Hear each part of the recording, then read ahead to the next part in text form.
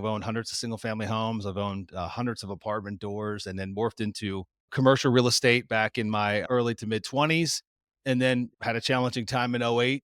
Basically, that lasted for about 3 years of just not buying real estate, but more managing the damage control associated with the fallout. Our occupancy went from on average like 97% down to roughly 80% in a very short period of time. And now along with that came the challenge with paying the debt service on a monthly basis. And when this all started happening, the biggest challenge outside of homes being devalued, literally values going down, chasing a falling knife, us having to downgrade our rents. But the bigger challenge amongst all that was the banks. But those first 3 years were just damage control, trying to like only focus on that, only enough energy to deal with all the chaos that was going on. Not even thinking about, hey, what's next? How can we rebuild? How can we do this better? That didn't come until about 2012, where we really started getting our head above water and focusing on what's next, what's version two. And that's where the mobile home parks came in.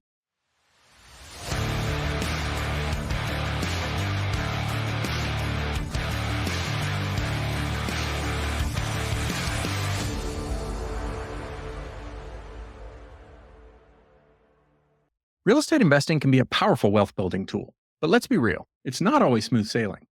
Market shifts, economic downturns, and even personal setbacks can make or break an investor. That's why we're excited to have today's guest, Kevin Bupp, with us. Kevin is a seasoned commercial real estate investor, podcast host, and author of The Cashflow Investor with over 1 billion in real estate transactions. But his journey wasn't without challenges. After taking a major hit during the 2008 crash, Kevin rebuilt from the ground up, shifting his focus to two often overlooked asset classes: mobile home parks and parking lots. And in this episode, we dive into how Kevin navigated the 2008 financial crisis and came out even stronger. Why mobile home parks and parking lots are some of the best cash flowing investments you can make today. The key lessons every investor should learn about resilience, market cycles, and finding opportunity in unexpected places. And if you're looking for the simplest, most profitable way to generate cash flow without the headaches of tenants and toilets, you have to check out our Flipping Dirt coaching program. We'll show you step by step how to flip land and create consistent, stress-free income. Now let's get into the conversation with Kevin Bupp. Kevin Bupp, thanks for joining us on the show. We're excited to have you on and talk real estate and life in general. Yes, Yeah, I'm, welcome. I'm excited. I'm excited to be here, guys. Thanks for having me. You bet. Yeah. Longtime follower on LinkedIn. I think you have a good presence there. And it seems like you've been in real estate for more than a minute. Some good stuff we can explore there. Maybe why don't we start off with just give us a little bit about your early background? I know you're in Florida now. Were you born and Mhm. raised there? How were the early days like for you? Yeah, no, I've lived in Florida since 2002. Prior to that, I was born and raised in Harrisburg, Pennsylvania. It's in central Pennsylvania. It's actually the capital of Pennsylvania, but born and raised there. Still have all my family up there. But really, I never got used to the cold even growing up. A lot of folks, you just adapt to it. And I don't know if I ever really did. I enjoy the cold to go fly in an airplane, go skiing for a week or two. But outside of that, I love warm. I love the ocean, love boating and all that. And that only happens a couple months out of the year up there and you don't have an ocean. So anyway, I headed south at a young age. I was 22 when I shot down to Florida and ultimately ended up making it my home. So I've been here again 23 years. Got a beautiful wife, two boys, and really enjoy the lifestyle that Florida provides. So with that, I got introduced to real estate at a young age. I always joke and say that real estate found me. I didn't find it. So very grateful and blessed to have been exposed to it by a gentleman that ultimately became my mentor. Funny story, I was dating a girl and her mom had been recently divorced, started dating a local guy, and that local guy happened to be David. David was a local real estate investor. And just from spending over time at her house, I got to meet him and spend time with him and understand who he was, what he did, to a certain degree, that is, and just made a friend. And ultimately that friendship turned into a mentorship, which ultimately got my start in the space, and worked for him for about a year for free in between tending bar and going to local community college, and just needed something to wrap my arms around. And ultimately real estate became that. And at the age of 20, I bought my first property there in Pennsylvania and proceeded to buy in Pennsylvania for another 2 years, roughly 2 years. And then made the decision at that point. I'm like, I really don't enjoy living here. I like it. It's beautiful. My family's here. However, let's use this as a perfect point in my life. Wasn't married, didn't have kids, wasn't nailed down.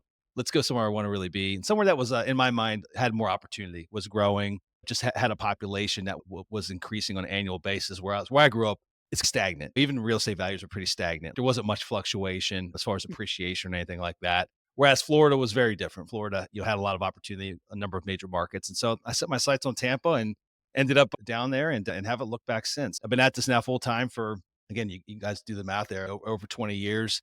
And it's been a fun ride. I've done a little bit of everything. I've owned hundreds of single family homes. I've owned hundreds of apartment doors, and then morphed into commercial real estate back in my early to mid 20s. And then had a challenging time in '08. Basically, that lasted for about 3 years of just not buying real estate, but more managing the damage control associated with the fallout. And then in 2012 was when I bought my first mobile home park. It was the rebuild phase. I call it version two, basically rebuilding from zero again. And mobile home parks became that vehicle that really helped me build the empire back up, but also you build it in a more efficient manner and in an asset class, at least at that point, that wasn't overly competitive. A lot of folks, if you knew, but if you did, it wasn't really spoken about too much, and it allowed us to really get our foundation and grow, build a lot of momentum in the last decade in the industry, and it's been a fun ride. So done some pretty cool things. Got a great company, got a great partner, lots of phenomenal employees and staff that really help us build this dream that we put together. So it's been a fun ride. Yeah. Oh, so much in there. Yeah, that's great. You clarified a few things that I had in mind in those early days. We talked to so many people. It's really powerful real estate. Once you get a taste, it feels like almost everybody goes in, and so that's I love the fact that you were exposed to some appreciation for it at an early age, and I do think it's easy to see the earning and the cash flow potential of really all forms of real estate. But it's a bug that I think a lot of us once we're exposed to it, we get it. We didn't get it until I don't know 2016 or so. We kind of took the pill, but it's a Yeah. great thing. Were you in those early days? Was that single family homes for you, like rental properties or fix and flips, or where was your focus in those It early it days? it was, and I'm not one to reinvent the wheel. I try not to fix what isn't broken. And David, so again, I was going at the lead of who he was my mentor, and Mhm. and he had been doing this out for 20 years, and he built quite a portfolio of single family and then small multifamily properties like duplexes and a couple triplexes in and around where I grew up. And his lifestyle seemed amazing. I grew up in both my parents worked, never went without, so I wasn't poor by any means, but we weren't rich. Had loans on cars, and always had there was always trying to squeak out some extra dollars, right? Because this never had enough, right? Like parents would sacrifice, or we can't do this, can't do that. It was always revolving around money conversations of why we can't do things. And again, that was just all relative. I didn't know any different. But when I met David, he just had a different type of. It was like rich dad, poor dad, and I don't mean poor dad in a derogatory way. Obviously, my parents were phenomenal parents and gave me a great upbringing, but didn't have an investing mindset. They had a 401k and that was it. And whatever the market did is what their retirement and their investments did. And outside of that, in owning the home that we lived in, nothing else was owned. It was just kind of paycheck to paycheck. And David, it was very different. It was like night and day difference. And he really spoke about these houses as investments. His tenants paid down his mortgages. He owned a number of these homes free and clear. He showed me a basic spreadsheet with what that income looked like after expenses and repairs and maintenance and taxes, insurance, and all that. And I was blown away. I was like, "Oh my god, that's crazy!" Like now I understand why. I always used to joke with him because he was about 20 years older than I. He would be around. I'd catch him around like my girlfriend's mother's house, like in the afternoon sometime. And in my mind, I'm like, old people should be working now. Like you're of an adult age, and like is that like a 9 to 5, right? Like why are you here? Like, that was so odd to me because I never saw my parents around. Like, it was during the day; they were at work, right? They had to be at work. But anyway, back to the original question about was it single family? It was, and I followed the model to the for the most part of what David's was, and that was basically buy and hold. He was a buy and hold guy. Every once in a while he'd flip some things or sell some things, but mostly he was hey, I know the neighbors I want to buy in. I know that size homes, 3 2s, like I know what my people want, and I know it's served me really well over the years. And so he liked to hold everything that he could get. However, I learned in a very short period of time that I bought that first rental property at the age of 20. And I had $7,000 saved up from tending bar. And I had a private lender that I met through David, through his network, that ultimately helped fund the project. And I learned very quickly that couple $100 a month of cash flow, it's going to take me a long time to either get to a point to where I could do a cash out refinance or save up enough money again to buy that second property. And so I morphed the model at that point. And basically what I did is I would wholesale 2 or 3 properties, keep one, wholesale 2 or 3, keep one. And so I could build up enough cash to start holding some properties. And then after a couple years, I was able to expand my network, meet a number of private investors through just being around the business for a few years, and ultimately stack some cash as well, build some relationships with banks, had some properties that I could start doing cash out refinances. But it took a couple years before that momentum really grabbed on. And then really as fast as possible, I tried to start keeping as much as possible and not necessarily if it was something I was wholesaling and I really wanted to keep it, if it was in a great neighborhood, I did my best to try to hold on to it and just build that rental portfolio like David had taught me. So that was really that went on in that manner really up until, gosh, I guess from like 2000 until 2006 to 7 era. It was almost solely focused on single family and building a portfolio of rental properties, aside some smaller multifamily stuff along the way. But that was really it. And I just focused on how do I get it to where David was. And then I met some mentors down here when I moved to Florida that basically are like my second mentors. They had done what David had done. He had like 40 rental properties. And I met these guys down here, became close friends, still dear friends today. They had 800 single family homes in their portfolio. And I was like, oh my gosh. So anyway, I kept focusing on how they do it and how can I get where they're at. But that was really the focus for the first number of years, single family. Yeah. Really important takeaways in there. We got started with land investing and land flipping, and Mhm. it's a very similar concept. A lot of what we do is we owner finance what we sell, and so we're building Mhm.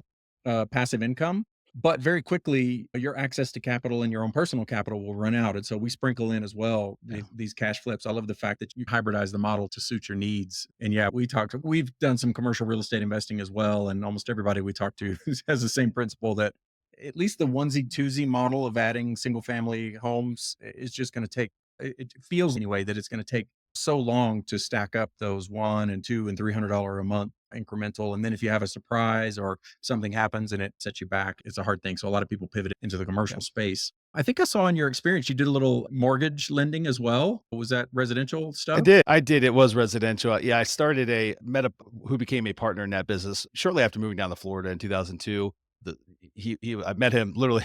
I think we met at a bar. We started talking about real estate. I was buying houses.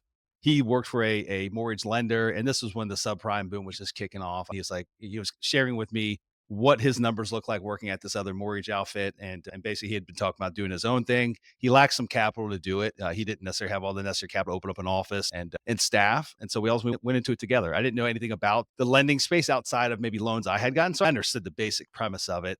I didn't necessarily understand the world of we had warehouse lines set up with different banks so that we could fund our own internal deals. So there was a lot to learn, but we got into it at a period of time when it was just there was lots of transactional volume happening, especially down here. There was lots of growth happening at that period of time. And it was a core business, but it wasn't my primary focus. Him and I looked at it in two things. I was a partner in it. I helped run it and build it, but ultimately my focus always was real estate. Like that was like 80% of my day at any given time. And then luckily I didn't see it. Things were starting to get a little shaky in '06. I was spending a little bit too much time on that part of the business and he decided to buy me out. And luckily that happened, not necessarily for him, but for me. Again, it wasn't my crystal ball telling me that the market was going to absolutely fold within a short period of time thereafter. But ultimately, I got out clean. And then that shop literally ended up shutting down at some point in 2007 before really even the major crisis hit in '08. So good timing on that one. Yeah, let's spend a little bit of time talking about that. You teased it a Sure. bit, '08 to 11. A lot of people, Yeah. both at a personal level and people that had single family properties, really took a beating. What was that like for you? And assuming there was some hardship in there, how did you go about resolving to get through it, and any practices or mindsets or things like that? Yeah, no, it was incredibly tough period of time. But if everyone likes to say that rents don't ever go down and like that just doesn't occur. I can tell you that in that period, Florida was very different than what it is today, just even from an economic standpoint. There was lots of excess building that was happening, lots of rooftops that were being built for a population that wasn't even here yet. So you had that to contend with. And again, just builders building for this because the money was cheap, it was there, it was readily available. And when the music stopped, it stopped. It truly stopped here. And then a lot of the population, there was a certain percentage of the population that lived here that no longer had jobs. It was really a construction fueled Mm. environment, economic environment. And so when real estate stopped being built and loans stopped being made, and the music truly stopped, we had this kind of migration of a certain percentage of the population that moved out. So not only did we already have excess housing supply, but we had even more. And then now the folks that were left or had bad credit, had foreclosures on the record. And so it just became a period. The biggest thing for us that we had challenges with is when all that started occurring, a lot of these builders started renting out these brand new spec homes that they had built, brand new 3 bedroom, 2 bath, 2 car garages in a lot of areas where we actually already own existing product, homes that might have been 15, 20 years old. And so they started offering concessions, 2, 3 months free flat screen TV, whatever, just to get people in there. And it became such a competitive environment that we had folks, there wasn't enough population to fill everyone's home. And so folks were basically choosing or leaving even units that they were in of ours to go to this brand new home. Cause why wouldn't you? And if you could rent that brand new home for the same price. And so that was a big piece of it that was very challenging to overcome. Our occupancy went from on average like 97% down to, roughly 80% in a very short period of time. And now along with that came the, challenge with paying the debt service on a monthly basis. And when this all started happening, the biggest challenge outside of homes being devalued, literally values going down, down, down, chasing a falling knife, rents being us having to downgrade our rents. But the bigger challenge amongst all that was the banks. Like in the very beginning, these no banks didn't know what the hell was going on or how bad it was really going to get. They didn't have dedicated loss mitigation departments, loan workout departments. They didn't have that. It wasn't in place. And in the beginning of all this, like in the first year, trying to work with banks, trying to talk to our lenders, and most of our loans were commercial loans. So we would go buy 5 or 6 single family homes, and then we would pay off our private lenders by getting a cross collateralized commercial line on 5 or 6 homes as a package. And so we had a number of these commercial loans with various local banks. However, most of these banks in the beginning weren't willing to work with us. It was, hey, I'm sorry, like we're not willing to modify the loan. You got to make your payment. And so that became the immediate challenge. And it became so bad that within the first 6 months of losing occupancy, now having instead of having positive cash flow, have negative cash flow. So we're starting to make payments now to just keep up with debt service. On top of all that, values were increasingly going downward at a quick pace. And so it just all came to a head. Like within about a year, banks were still very challenged to do workouts. We were already like deep in the ditch with really no way to see our way out. And on top of that, these homes now were barely worth what we owed on them, if not less. So negative leverage on top of all that. And we worked through as much as we could with lenders. Some lenders, we got the tail end of it and they had loan workouts, or we did deed in lieu of foreclosures was a pretty common strategy just to get it off their books, try to find some type of resolution. That ultimately resulted in negative judgments getting applied or put against me as an individual because some of these homes were selling for less than what was owed. It became a 3-year slug for me to dig my way out. I never filed. I am very proud to say I never filed bankruptcy. I truly worked out either from paying off the judgments, negotiating the judgments down over a period of many years. It can be like truly 7 years to truly dig out completely from that. But those first 3 years were just damage control, trying to like only focus on that, only enough energy to deal with all the chaos that was going on. Not even thinking about, hey, what's next? How can we rebuild? How can we do this better?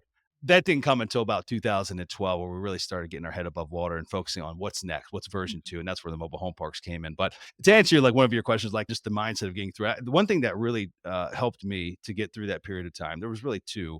Number one was I really started focusing on health and fitness. Like that became I was like, I can't control all this other stuff that's going on, but at least if I feel good, I look good, I've got a ton of energy, I've got mental clarity, I got focus, it will make it a little better. It won't make it worse. So I tried to, steer clear of going down the path of let's just drink it, get drunk every night, eat shitty food and feel like crap, right? Just to try to soothe the pain.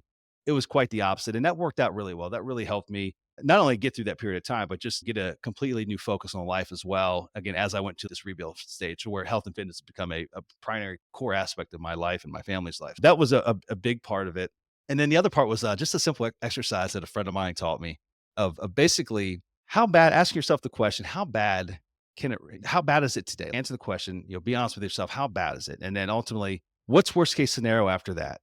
Okay. Is it you lose your primary residence? Maybe that's what it is. What's worst case scenario after that? You live in your car. What's worst case scenario after that? And if you go through the exercise and you're really honest with yourself, I never found a point in time to where I felt as though I was going to not have food. I figured I had enough friends, family to where I would be able to get by.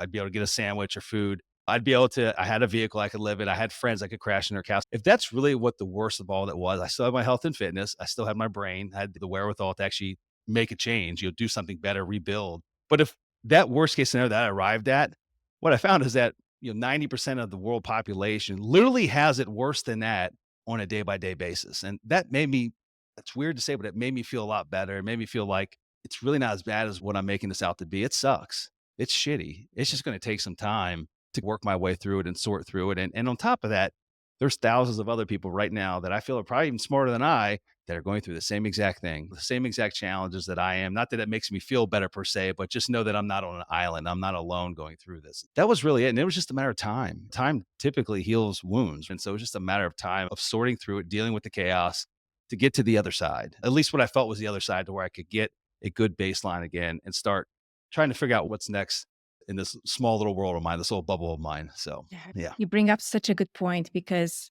it's so true. It's such a great reminder that whenever happens, when life serves us what we cannot control, what we can control is our attitude and how we respond to our Yeah. circumstances. And the fact that you decided to focus on what you can control and keep your mind sharp and Mhm. your body healthy. That's such a great reminder for all of us. Yeah.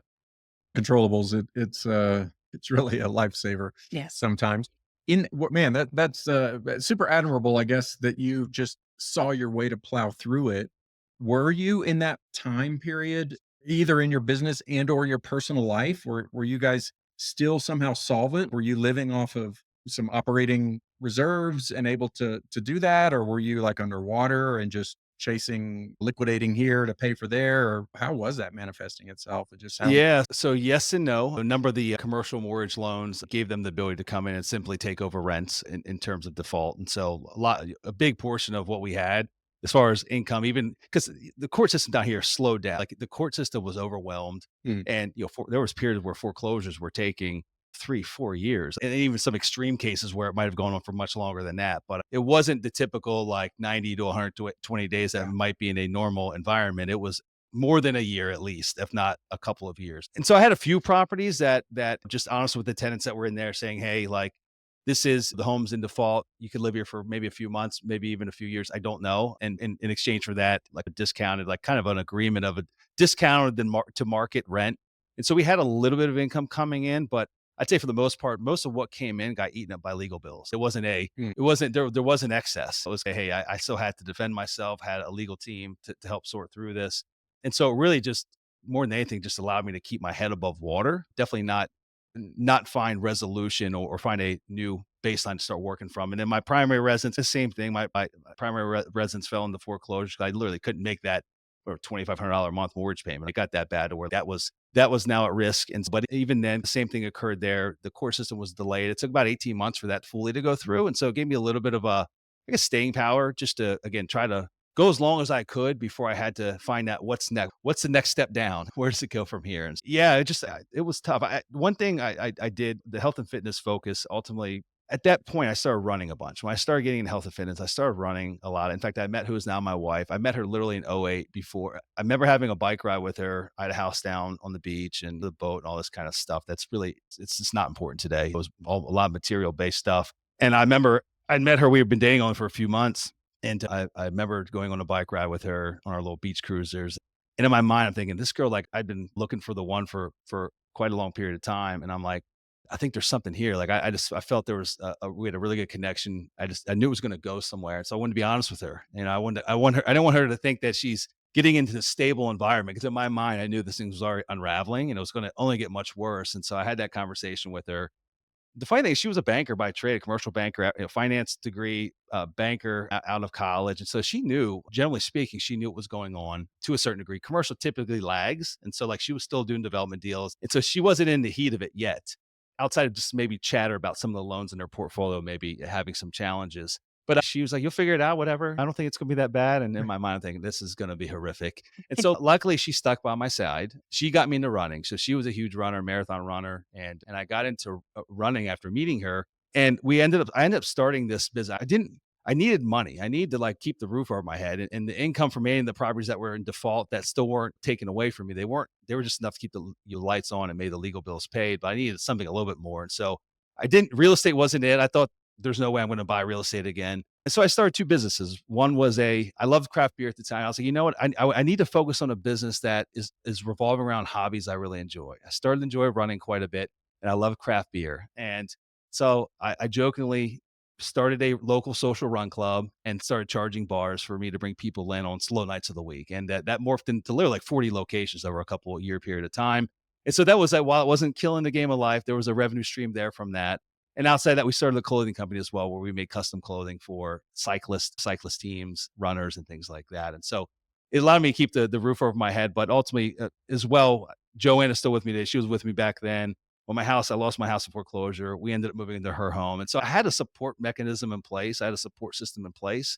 But again, it just was a matter of time until really the wounds were healed and I could have a fresh outlook to start really rebuilding again. Again, 2012 was that year. That was like that pivotal year for me. Really, 2011 is when I made the decision. And in 2012 was when we first bought the first property in the version 2 of the rebuild phase. I love that. I love that you leaned into Some things that you love to do. That's right. I want to have fun. I've run with a I wanted couple to have fun craft and beer meet running people clubs. Yeah. and take some time away from all that chaos that was happening back at the home office. That was the Super, plan. super important. So you've teased Kevin Bupp 2.0 a couple of times. Yeah. I'm assuming your experience with single family and all of that really was instrumental in forging, at least partially, your direction for 2.0 and getting more into Yeah. commercial type properties. Tell us a little bit about that and how you chose a lane and what that process was like. Yeah, no, a great question. Before the crash happened, I did own some multifamily property. I was Mhm. mostly a money partner in a number of not larger deals, 36 unit, 50 unit.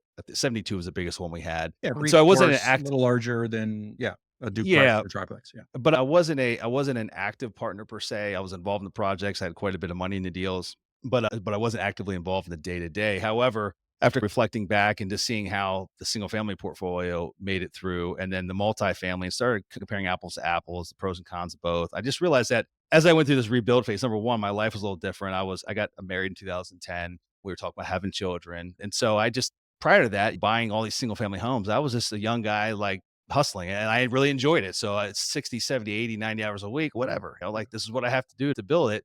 But I knew going through the second time, I was like, there's a more efficient way to do this. And I felt as though multifamily was it. I was like, I literally owned hundreds of doors, more than I owned of single family stuff. And I bought all that stuff in a fraction of the time. And I'm like, what was I thinking? It just makes way more sense to rebuild by buying 50 units in one location than trying to piece together 50 single family homes. And so that was really the plan. That was really where I set my focus. And I went on what I call this exploratory journey starting in 2011, really to better understand the landscape of where real estate was at that point in time. Your lending had changed, everything had changed. The world was so different in 2011 than what it was going into 2008.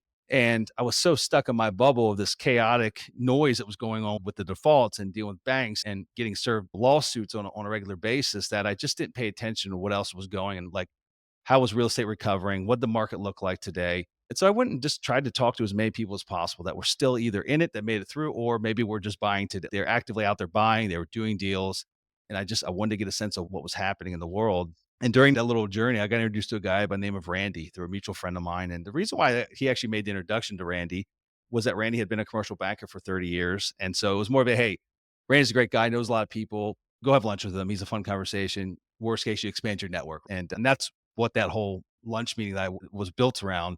But what I come to find out is that Randy did retire as a commercial banker. But for his retirement, for about last 10 years of his banking career, a lot of his clients were mobile home park owners here in Florida. And he was doing loans for them, refinances, acquisition loans. And he made the comment that he felt as though he was on the wrong side of the P&L on those transactions. And so he had vowed to buy a couple mobile home parks as his retirement plan. And he did. I had met him 2 years after that. And so during that 2-hour lunch meeting, as I just got to know him, he got to know me, he learned my story and what I was going to do to kind of start the second variation or second phase. And multifamily was what I had presented to him. And he ultimately started down this diatribe of why mobile home parks were so superior and started listing out the ways of why I should really consider that asset class and at least go buy one and see how it goes. Because back then, the cap rates, they trade at much higher cap rates. There wasn't nearly as much competition. Most of these were mom and pop owned. And so just hadn't been run like a business for a long time. And so lots of upside potential in a seemingly untapped space. That's not how it is today. It's much more of a consolidated industry, lots bigger players, private equity in space. But back then, and it was an asset class I'd never considered. I just never given thought to it. I knew that somebody owned them. In Florida, there's a ton of them. They're everywhere. But I'd never had met anybody. I'd never talked to anybody that owned one. And so I left that lunch meeting. I was so excited and jacked up to go buy one of these mobile home parks that I went on this educational journey. I couldn't find anything about it because there wasn't books written on it. There weren't podcasts on it. There was none of that information out there back then. And so I just started looking on LoopNet, finding deals, going to look at them, and got a few tied up, got cold feet, backed out, but ultimately bought the first one in 2012 up in Atlanta. And that was what kicked it all off. It was a massively distressed REO, had been vacant for 2 years. It was a complete mess. It's still to this day, even though it's small size, it was 34 units. It was probably one of the bigger projects I've ever taken on. We've owned parks at as large as 500 units, or actually about 800 units. This was a big turnaround on the fringe of the good area. And that was what kicked it all off, and bought the second one a short time thereafter, the third, the fourth, the fifth. And ultimately bought about 9 of them with basically relationships I had maintained from private lenders that we had worked with years past.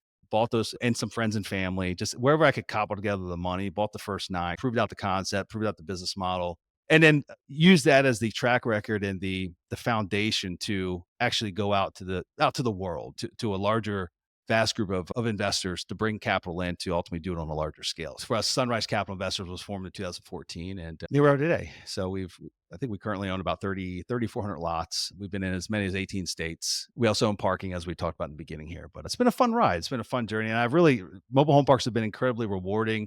They're obviously, the investment vehicle has to make economic sense. And so like we bought it, we were getting good returns for our investors. We still do to this day, but also there's been a unique kind of twist in the rewarding aspect of it is truly providing good, clean, safe, affordable housing in good markets where, as we know, it's such a shortage today. It was a little different back when we started buying was there was a lot of excess housing that hadn't been absorbed yet from post 2008.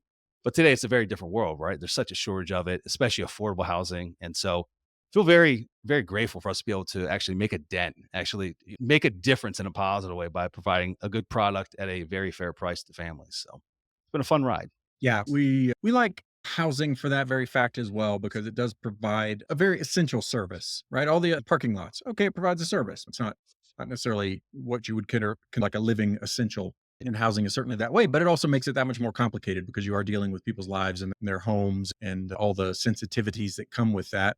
Just backing up a little bit, reflecting. So, Lidge and I have invested in over a half a dozen multifamily syndications, both passively and actively. And some of our first 3 were like home runs, double your money in 12 to 18 months. And then that was right about the time where the rate started to run up and we were in Mhm. something that went south and just were really painful.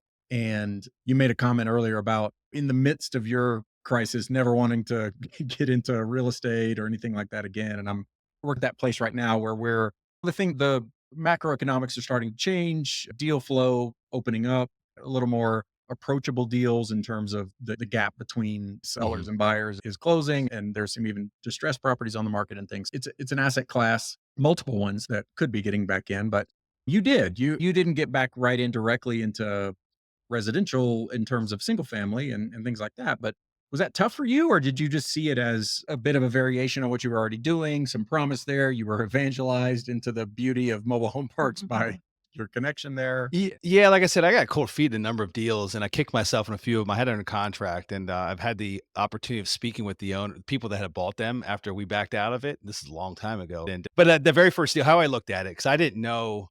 All I knew was what Randy told me, and again, there wasn't a lot of information. Had a hard time, like, and most of the other owners of mobile home parks were just mom and pops, owned them free and clear, and so it's really hard to gauge what the overall success might be of an investment when you don't got you have a good peer group to really rely upon that maybe has been down that road. And Randy had only owned them for a couple years, a very different scenario there. And on top of that, what he owned was in Florida, so it's 55 plus communities. It was a different caliber than what I was seeking initially.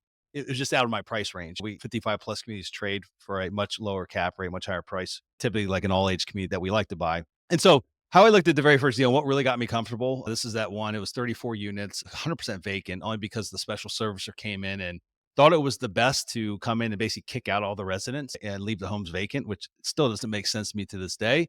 And I looked at it as though we were basically buying for 200. I think they were originally asking 6 and then 5 and then 4. And we made them some crazy offer and they took it at 200,000 or 220,000. And how I looked at it was this. I said, man, number one, these units, they all need work. All of them had been vandalized. A lot of the AC units stolen. So each one needed a full rehab. So there was obviously risk there. However, these units that were in this community weren't that old. They were only about 10 years old. And so the park was older than that, but the prior owner that lost it to foreclosure had gone to one of the FEMA auctions after one of the storms and then went and bought literally 34 brand new, they weren't brand new, but they're about 4 years or 5 years old at the time, mobile homes. And so these weren't that old. The boxes themselves weren't that old. And so I just looked at it as though if worst case scenario happened and we completely crap the bed in this thing, it doesn't go as planned, what could we fire sale each one of these mobile homes for on Craigslist? And then can we get our money back? Can I answer the question of can I get my money back? Can I get our investors' money back? And the answer was yes. I thought as though we could fire sale each one of them for 10 to 12K and easily get all of our investor money back. And then we'd be still left with a couple acres of land that even if it was only worth 50 grand, like we would still be able to come out of this thing worst case scenario. And so we just went with that mindset of let's give it a run, see how it goes and hope for the best. And It was a hard slug, had a bad reputation, so we had a lot of challenges to overcome just to really change the reputation of this place. It sat empty for years, drugs, all kinds of squatters and folks vandalizing the area. But we ended up getting it. It took shorter than what I thought, but it took about a year to get it all renovated. I had multiple crews. I was living in the unit for a period of months, running crews, getting this thing back up to snuff. And we got it stabilized within about a year and did a cash out refinance about a year and a half, got all of our capital back out, got our investor paid off, and then had already started the second project in the interim. But that first one was really what gave me the confidence of the business model. The units leased up quickly. We had a lot of demand for the product. As soon as we would get something renovated, there was demand for the product. And so I felt comfortable, at least on a small scale, what the business model is all about, and that maybe Randy wasn't completely blown smoke, that there was something here, but I still wasn't fully confident. It was, let's go buy another one. Let's see if we can replicate this again. Or is this an anomaly? And Yeah. it just went well in the first one. And the second one went equally as well. The third one went equally as well. And we've had a few like that over the years of the 50 or so deals we've done. We maybe had a few that just never met expectations just for XYZ reasons. Like, they just never performed as good as what we had thought, but we've never lost a dime on a mobile home park. We've never lost money on one. And it's just, again, it really goes back to it's the market's the most important part. So long as you're buying in a great market that has a high demand for affordable housing, because not everywhere in the country lacks affordable housing. And there's still areas you can go in Michigan, Flint, Michigan, or you can go to some rural parts of probably Oklahoma and Kansas, and you can buy homes probably for 60, $80,000, stick built homes. I would say in those areas, and there's not a lot of employment diversity, there's not a lot of opportunities to find good quality work that's high paying. Those areas probably don't have an affordable housing crisis. And so as long as you're in the great market that's got a higher than average median home price, I know I am absolutely confident that we can fill our units in and we can fill them in incredibly quickly. But it took a couple of years for us to get that comfortability of the business model and what does it look like on scale and how can we replicate this over and over again. And again, it's been a fun ride. It's been a successful, fun ride. Let's fast forward a little bit to today in terms of both mobile home parks and parking lots. I'm Mhm. assuming Yeah. these theses are going to be a bit different, but what do you, and maybe what your theses are in each of those asset classes in terms of like market location? What are you targeting? Condition of property or land or existing things like that, but maybe a little bit also from an investor's point of view. What are key things that they should be looking for whenever they decide to inquire or look at either one of these? Yeah. Mobile home parks, 150,000 population minimum, and the bigger the better. But we will look in some secondary markets that have a smaller population. We want to know that there's a lower than average unemployment rate in that area. We want to know that the population isn't decreasing. It could be staying. Like, there's certain areas of the Midwest we own where it's not growing like gangbusters, but it's people also aren't leaving. They're not moving away. We want to know that there's a good bit of diversity on the job base. That it's not a one or two factory town to where if one of them goes offshore, half the town goes dark. And a median home price is very important to us. Median home price and median rents is very important to us. Median home price, 150, 200,000 or higher. The higher, the better. And the same goes with median rents. Ideally, we're looking for median rents we'll look at like a two bedroom, two bath apartment, B plus class is what we feel is apples to apples for our product. And we want to see that a two bedroom, two bath, B class apartment is going to rent for $1,300 or greater. And typically we can come in, our rule of thumb is that we can be about 25 to 30% cheaper than that comparable two bedroom, two bath apartment. So we can offer a much better product. It's bigger. Most of ours are three bedroom, two bath. They've got their own yard. They've got their own two dedicated parking spaces. A lot of our communities have amenities like pools and clubhouses and things like that. But we want to know that we can be truly 25, 30% cheaper than the most comparable apartment complexes in the area, so that literally we truly have no competition at that Yeah. point in time. We put up a home and it gets occupied fairly quickly. So that's the general basis of what we look for with mobile home parks. As far as parking is a little different, quite a different thesis. All of it though revolves around market, right? Location, location. So same with mobile home parks. I know that I can buy a mobile home park even if the mobile home park's completely run down, the roads have potholes everywhere, it's got the wrong people living in there, it's got a lot of crime. But if it's in the right neighborhood, if it's the one ugly house on the expensive block of homes, if it's truly it's more been mismanaged and running correctly for a number of decades. I know that if it's in good school district, I know that if I can get those bad apples out of there and I can infuse capital back into it and make it nice, I know for a fact that I can attract quality people to live there because they exist and they're all around. However, I can't take a really nice mobile home park that's in a rural location that doesn't have a lot going for it, right? Maybe it's on the wrong side of the tracks even. Maybe they've maintained it. It looks great, but it's in the wrong school districts. It's not in the right side of town. It's not in a growing area. It's not a lot of job opportunities. I can't fix any of those other elements. I can't fix those variables. The only thing I can really fix is the park itself. And so that's incredibly important to us. And the same thing applies to parking. Most of the parking we own is in downtown central business districts, but we're very specific on what checks all of our boxes. A lot of parking you'll find, especially in downtown business districts, a lot of the parking that you'll find typically was purposely built, and a lot of it was built to service office buildings. So you'll find 1,000 unit parking garage, and it's right next to one or two office buildings. And a lot of those, 80% of the demand, maybe had some transient parkers that would come visit or maybe come spend the shop in the local area, go out to eat in the local area. But 80% of the demand was really derived from office. And I don't believe in the future of office. I don't think it's going to get much better than where it's at present time. And so I don't have faith in office, and I can't control that variable. I can't control whether or not office makes a huge comeback or not. And so for that reason, most of the parking that we buy or most parking we look at, we can't buy. It doesn't check the boxes because it was really driven by office, and now the office isn't there. So for us, parking, it's got to have 5 unique demand drivers. Government's a huge one. That's a great one. And I use the example of a garage we own in downtown Phoenix. It's right across from the Maricopa County Courthouse, which is the second largest courthouse in the country. That's not going anywhere anytime soon. So we get a lot of demand from that. There's a ton of street level retail in the immediate vicinity, lots of restaurants, lots of eateries, lots of entertainment.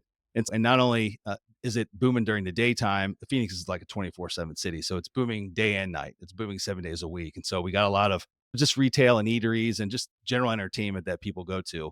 We've got a number of office buildings nearby. However, the office demand in that garage only takes up about 15% of the overall rent roll. And office actually is pretty strong in Phoenix comparative to other markets. But we know that if that office demand went lower, the garage would be fine because it's not a disproportionate share of the overall demand. Another key aspect of it is hotels. And so we got a number of hotels nearby. They all need overflow parking because it's in a downtown district and they don't have enough of their own parking. So we have contracts with all the hotels. One might go away, but there's still going to be, if someone's going to come back in its space, or there will still be 2 or 3 others in the immediate vicinity. And then the last one, sports arenas, either a football stadium, NBA stadium, some type of entertainment venue that brings in significant crowds and has events going on at least 10 months out of the year. And so like the Phoenix Garage we have, it has all those. And it's actually a pretty proportionate share of where the demand comes from. It is outweighed a little bit by the government, but I have no concern about that government building. They just did a major renovation. We go pretty deep. Are they going to move locations? They had just done like literally a $400 million improve or renovation project over the last 4 years. That tells me that they're probably not going anywhere anytime soon. So it's hard. We look at a lot of parking deals, but have tended to only buy about one parking deal a year because it's really hard to find all that diversity in one particular asset. But last to that, what we really look for is we want to see it's what we consider to be an irreplaceable location in a dense marketplace, so that it's got to make sense today as parking. We underwrite it as parking. We don't underwrite the future redevelopment value of it. It's got to absolutely, hands down, make sense today as parking. However, we also have to feel very confident that based on that immediate marketplace, that whenever the time comes, whenever cars are flying or whatever happens in this world to where maybe that parking is no longer required or no longer the highest and best use, that piece of real estate that it sits on, that acre and a half, whatever it might be, will have a much higher value than that of what parking was even prior. Like today, the parking use is the lowest use currently available. Like that's the lowest valued use that exists. And inevitably it's going to be something greater than that down the road. And so lots of boxes to check, lots of things that we really seek out. And so for that reason, parking still makes up a minority portion of our portfolio, but it's an asset class that we believe in. Most downtown areas throughout the country, all the major cities, they've required their parking minimum requirements or remove their parking minimum requirements from new developers that come in and build a condo or a residential building. And so what you're finding is that there's actually a diminishing supply of parking in most downtown areas across the country. And so if we can get a piece of that, I know that developer, when they build a new building and they have to put parking in, they're only going to put in as much as they need. They're not going to build any excess. Whereas historically, they might have had to put in, for every 1,000 square feet, they had to put in 1.7 parking spaces. That's no longer a requirement, which is another thing that really it promotes the longevity of parking, at least parking in these prime locations that we look to own. I know there's a lot there, so I'll stop talking now and let you unpack or ask additional questions if you have. Each of those merit their own full deep dive podcast. I'm sure it's hard to encapsulate all that. Thank you for that quick rundown. It made a lot of sense, but it wasn't a quick rundown. Sorry, I can get long-winded sometimes. No, so it's great. I could stay in there for a long time. I know we need to wind things down here, but I think as consumers of parking, we all feel what you just said, that the parking requirements are getting smaller and smaller because you drive around looking for all these spaces on places. Knowing we need to wrap this up here in a few minutes, maybe we close with a couple of things. We like to close episodes with gratitude. You've mentioned a couple of mentors. I don't know if there's others along your path that you'd like to just express a little bit of gratitude toward. And then for people that want to hear more and or get in touch with you, what are the best vehicles for that?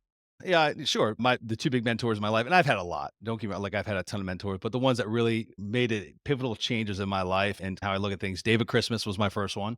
Awesome last name, by the way. Yeah. And then the second being Rod Cleef, a good friend. He's an individual I met when I first moved to Florida 20 plus years ago, and instrumental in showing me a much bigger picture than what I had put forth for myself. And then outside of that, I just gratitude for our team at Sunrise. It's myself and one other principal in the organization, but sure that we can't do it alone, but we have much smarter folks in our organization than he or I, and ultimately the team collaborating together allows us to not only get to what we've grown today, but ultimately allow us to set pretty lofty goals to where we're going in the future. So definitely, no man is on an island by himself. Unless you surround yourself by just an incredible team, then it's very difficult to accomplish big goals. So just incredibly gratitude for everyone that's on the Sunrise team. Love it. And for anybody that wants to get in touch with you, I know you have a podcast, Yep. you have Sunrise Capital. What are the best ways to find out more and get in touch? Yeah, so if you want to learn what we're doing over at Sunrise, you can go to investwithsunrise.com. We've got a lot of good resources on the website as well. We get pretty granular and transparent with our deals. And we'll put up third-party reports and appraisals and all kinds of fun stuff up there that you can dig into and just get a understanding or a better lay of the land of what we do and what we look for. And then outside of that, kevinbupp.com, it's my personal site. You can contact me there as well. I also host my real estate investing for cash flow podcast there. And then lastly, any social, like you mentioned LinkedIn in the beginning, LinkedIn, Instagram, Facebook. My last name's fairly unique. And so you can just typically type in Kevin Bupp on any of those and probably track me down. So I guess that's one benefit of having a unique last name. Yeah, for sure. We certainly thank you for coming on, sharing some wisdom in your story and being really transparent and vulnerable about that. I think it's important for new and mature real estate professionals and investors to understand that we're all in this and we've been through ups and downs. But man, we're certainly grateful for you coming on the show and wish you all the best in the future with Sunrise and all your other ventures. Awesome. Thanks for having me, guys. It's been a lot of fun being here. Appreciate it. You bet, man. Take care. Thank you, Kevin. For those of you joining us today, we hope you enjoyed this time in the Champions Corner as much as we did. Got some awesome takeaways, and most importantly, will take action to continue living your best life and maximizing your potential. Mindset is such an important aspect of life, and when coupled with action, delivers undeniably powerful results. Please subscribe to the podcast to hear from more great guests and get the latest mindset mastery insights and cash flow matchups. Again, thank you so much for investing your time with us, and we look forward to seeing you next time on the Cash Flow Fight Club podcast.